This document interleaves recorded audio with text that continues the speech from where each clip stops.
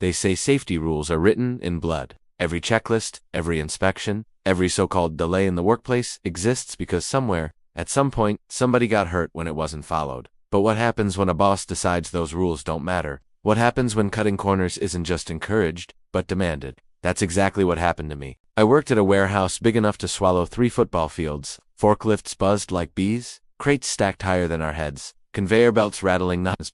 It wasn't glamorous, but it was steady work. And under our old supervisor, Tom, it was safe. He always told us, slow is smooth, and smooth is fast. We trusted him because he'd lived the job, not just managed it. But Tom retired, and then came Brad. Brad wasn't there to understand us, or the risks of moving thousands of pounds of steel and machinery. He was there to impress corporate, fresh suit, shiny shoes, clipboard in hand, and a smile that made it clear he thought he knew better than everyone else. On his very first day, he called a meeting and laid it out.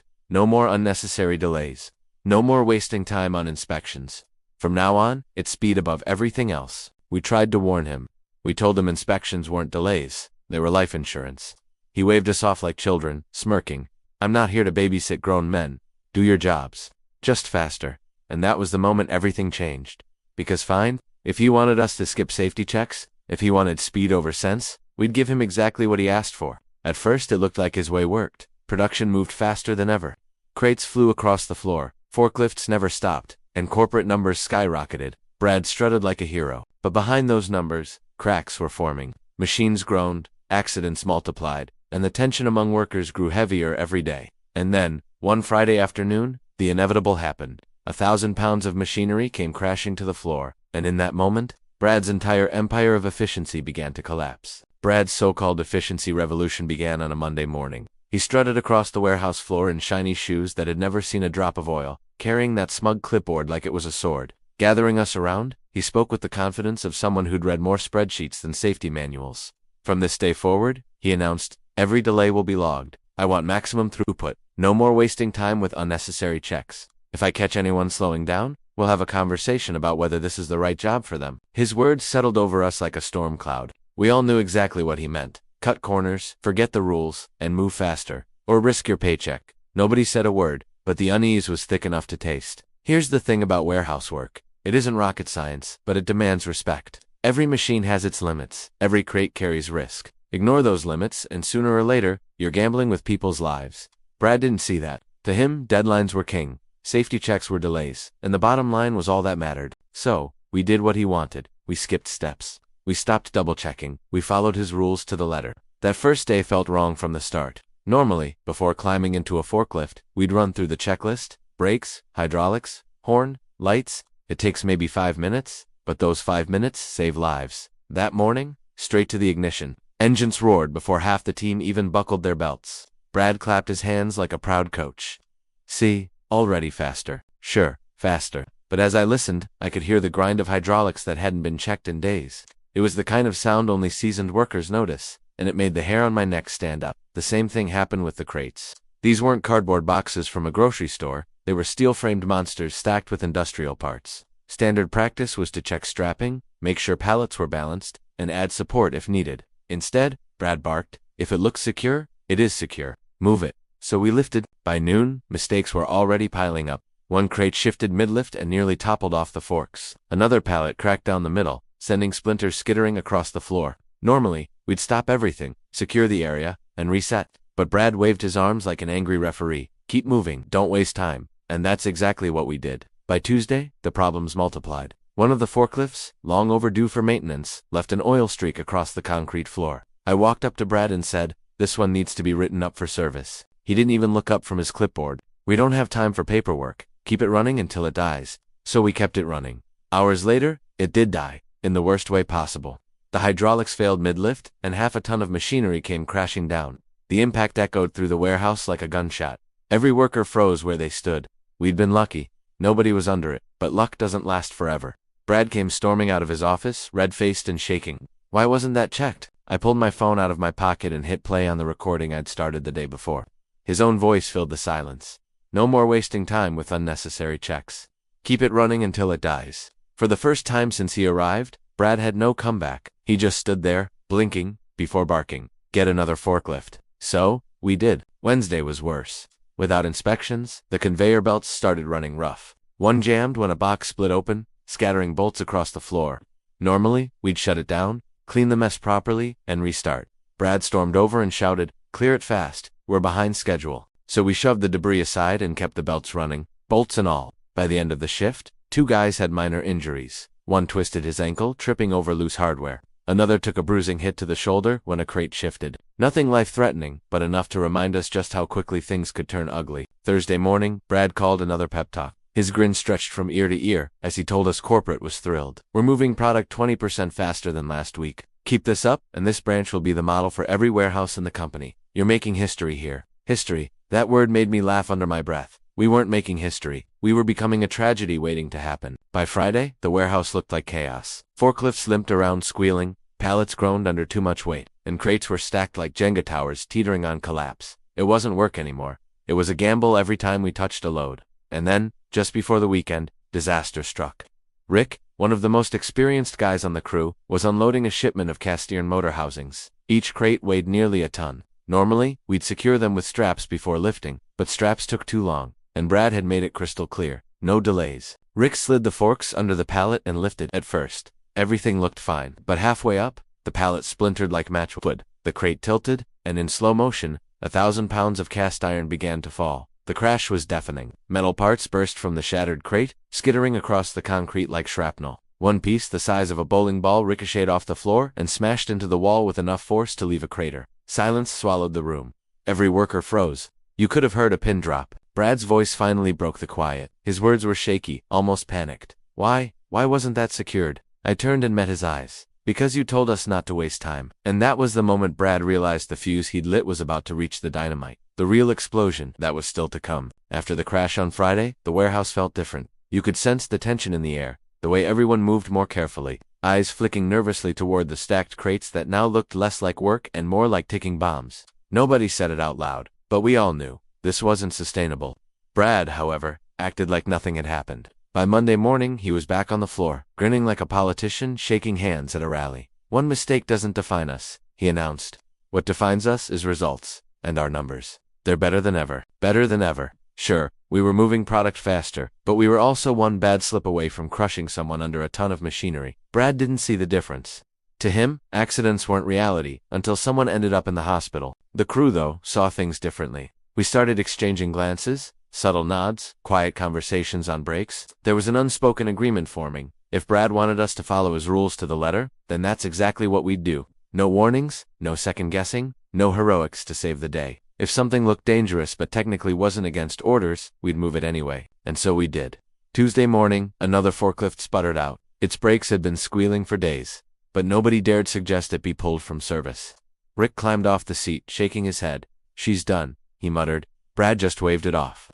"Use another. We'll get it fixed next quarter." By mid-shift, we were down to 2 forklifts for the entire warehouse. The backlog grew, tempers flared, and workers were sweating bullets trying to keep pace. But we kept moving, just like Brad wanted. Wednesday was worse. A conveyor belt motor overheated from constant running and caught fire. It wasn't a blazing inferno, but smoke filled the corner of the warehouse, and workers scrambled for extinguishers. Normally, that kind of incident would shut down operations for hours while maintenance cleared everything. Not under Brad. "Put it out and get back to work," he barked, coughing through the haze. We can't afford downtime, so that's what we did. We sprayed the flames, cleared the smoke, and kept the line running, even though the smell of burnt rubber lingered in the air all day. The injuries grew to minor cuts and bruises, twisted ankles, smashed fingers, nothing catastrophic yet, but enough to fill the first aid log. Every entry was another red flag waving in the wind, but Brad dismissed them as normal wear and tear. By Thursday, the workers had had enough. During lunch, we gathered behind the loading dock, away from Brad's watchful eyes.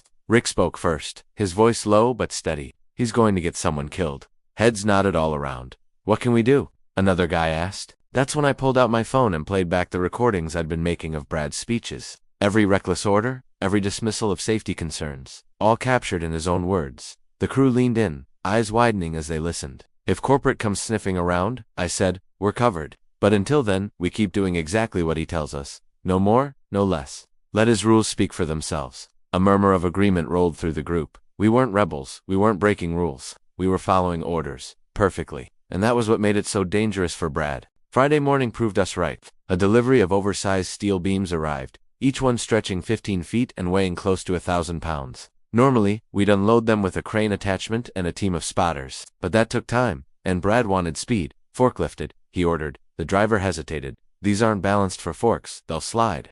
Brad folded his arms. Do it anyway, you're wasting time. So the driver did. He slid the forks under one beam and lifted. At first it held steady, but as he tilted back, the beam rolled sideways and slipped free. It hit the floor with a metallic boom, skidding dangerously close to two workers who dove out of the way just in time. The warehouse went silent again. Everyone turned to Brad. His face was pale now, his clipboard trembling in his hands, but he still forced the words out. Get it loaded. No delays. And that's when I knew. Brad wasn't just careless. He was desperate. He needed the numbers so badly he'd gamble lives to get them. That night, as I went over my notes and recordings, I realized the fuse wasn't just burning anymore. It was about to hit the powder keg. All it would take was one more mistake, one more accident, and the whole company would have no choice but to notice. And when that happened, Brad's empire of efficiency would come crashing down harder than any crate we'd ever dropped. All right, let's bring this story home with part 3. I'll keep it around approximately 700 words.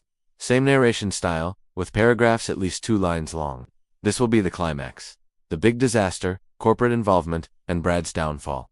By the time the next week rolled around, the warehouse felt like a powder keg. Every worker was on edge, every machine groaning from neglect. The tension wasn't just in our muscles, it was in the air itself, hanging heavy with the weight of inevitability.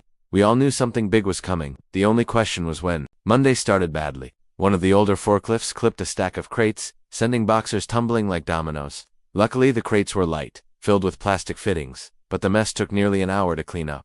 Brad stood over us the whole time, muttering about lost productivity. He didn't lift a finger to help, just scribbled notes on his clipboard like he was the victim of our incompetence. Tuesday, things got worse. A pallet jack handle snapped under the strain of overloaded weight.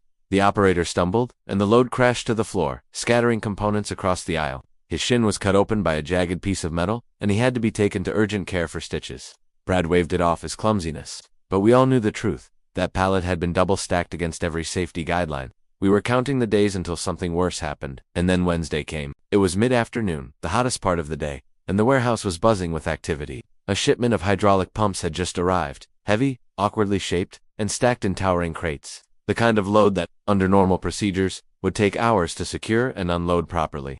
Brad wanted them cleared in under 30 minutes. He paced the floor like a general, barking orders. Move faster. No straps, no spotters, just get them onto the trucks. Rick, weary and drenched in sweat, muttered under his breath, "This is insanity." But he climbed onto the forklift anyway. Orders were orders. I stood nearby, clipboard in hand, pretending to check inventory while secretly recording everything. I had a bad feeling in my gut, the kind that tells you disaster isn't a possibility, it's a certainty, and then it happened. Rick slid his forks under a massive crate, lifted it high, and began backing away from the stack. The pallet creaked under the weight, the wood straining audibly. Everyone nearby froze, watching. Halfway across the floor, the pallet split. The crate lurched sideways, teetering dangerously. Rick tried to correct, but it was too late. The entire load, over 1,000 pounds of hydraulic pumps, came crashing down. The impact was catastrophic. Crates exploded, pumps rolled like cannonballs across the concrete, and one worker barely escaped being crushed by diving behind a stack of pallets. The warehouse erupted into chaos. Shouts, the screech of metal, the deafening sound of destruction. It was the nightmare we'd all been waiting for. And standing in the middle of it, wide-eyed and pale, was Brad. His clipboard slipped from his hands and clattered to the floor. For once, he had no orders to bark, no excuses to spit out. Just silence.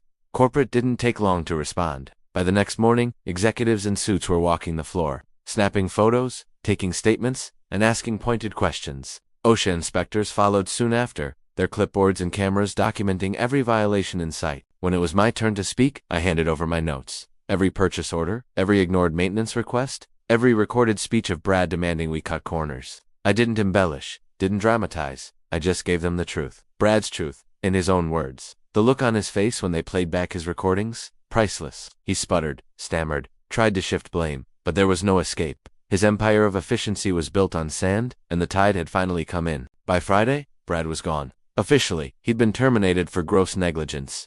Unofficially, we all knew he'd never work in logistics again. Corporate made a big show of bringing in a safety consultant, repairing equipment, and retraining the crew. Suddenly, all those unnecessary delays were mandatory again. Forklifts were inspected daily, pallets reinforced, straps required. The irony wasn't lost on any of us. The fallout was expensive. The destroyed shipment cost the company tens of thousands. The OSHA fines were even steeper, and the reputation damage. That would linger for years. But for the crew, there was one small victory. We hadn't rebelled, we hadn't gone rogue, we'd simply done what we were told. And in the end, that blind obedience was what buried Brad. Sometimes, malicious compliance doesn't mean breaking rules. Sometimes it means following them so perfectly, so completely, that the foolishness of those rules reveals itself for everyone to see. As for me, I still hear the echo of that crash whenever I walk into a warehouse. It's a reminder that safety isn't a suggestion, and shortcuts always come with a price. And for Brad, wherever he ended up, I imagine he learned the most expensive lesson of his life. In the race for efficiency, nothing costs more than ignoring common sense.